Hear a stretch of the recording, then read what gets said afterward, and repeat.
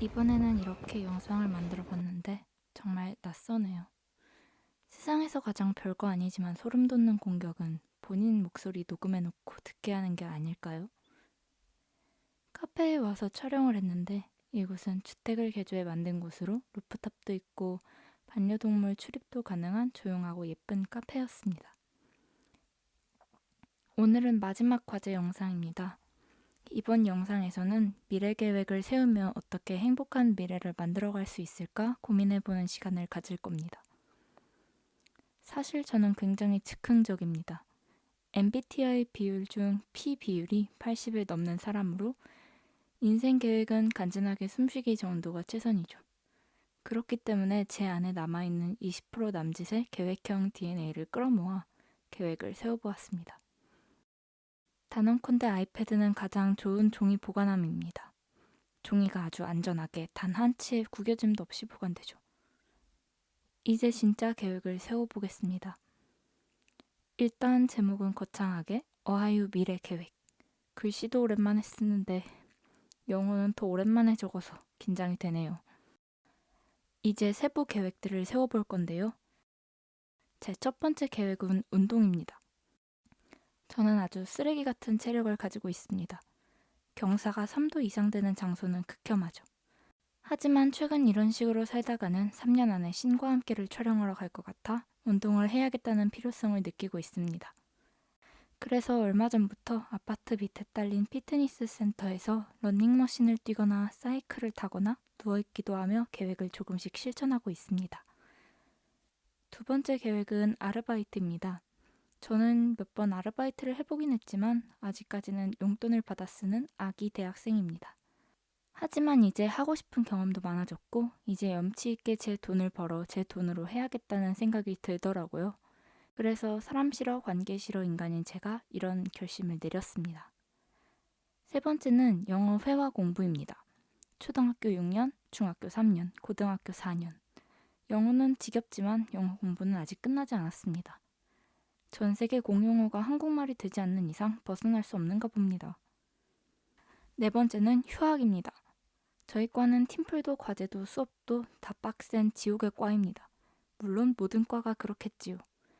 매학기 휴학과 자퇴를 입에 달고 살지만 아직까지 한 번도 실천한 적 없는 소심쟁이인데 휴학을 하지 않으면 억울해 죽을 것 같은 알 수 없는 마음에 반드시 휴학을 해버리고 말겠다는 다짐을 했습니다. 사실 앞에 세 가지 목표는 이 목표를 위한 빌드업이었습니다. 다섯 번째 제 목표는 캐나다 1년 어학연수입니다. 친척분이 캐나다에 거주하시기도 하고 꼭 외국에 나가 생활해보고 싶은 마음이 크기 때문에 가장 원하고 가장 중요하게 생각하는 목표이기도 합니다. 살면서 한 번쯤은 해보면 좋을 경험이라고 생각하기도 하고 혹시 모르죠. 제가 갑자기 캐나다 어학연수하는 브이로그로 돌아올지. 여섯 번째는 이전 목표와 비슷하면서도 좀 다른 여행입니다. 저는 여행 다니는 것을 참 좋아합니다. 맛있는 것도 먹고 좋은 풍경도 보고 색다른 경험도 많이 해보는 그런 과정들이 참 좋습니다. 특히 그 중에서도 저는 영국에 참 가보고 싶은데요.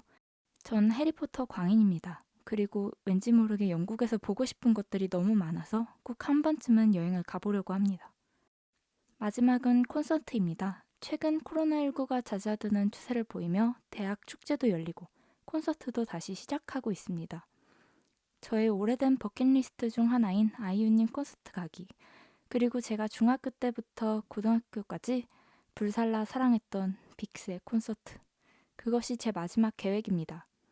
여러분, 그리고 위에 이 영상들은 꼭 보셔야 합니다. 이건 전 세계 사람들이 다 봐야만 해요. 진짜 후회하지 이제 계획을 다 세웠으니 꾸며봅시다. 괜히 한 번씩 그어보고 형광펜도 칠해보고 저는 딱히 꾸미는 데에는 재주가 없습니다.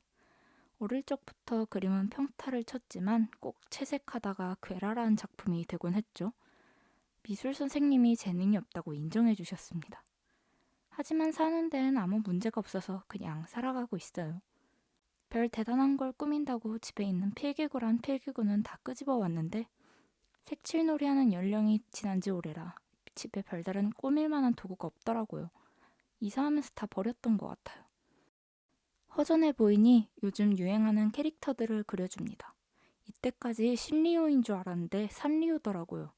아무튼 그 산리오들의 캐릭터들을 그려줄 겁니다. 딱히 좋아하는 건 아니고 그리기도 색칠하기도 편해 보여서 골랐습니다. 혹시 에스파와 B2B를 함께 좋아하시는 분이 있나요? 축하합니다. 마이멜로디이십니다.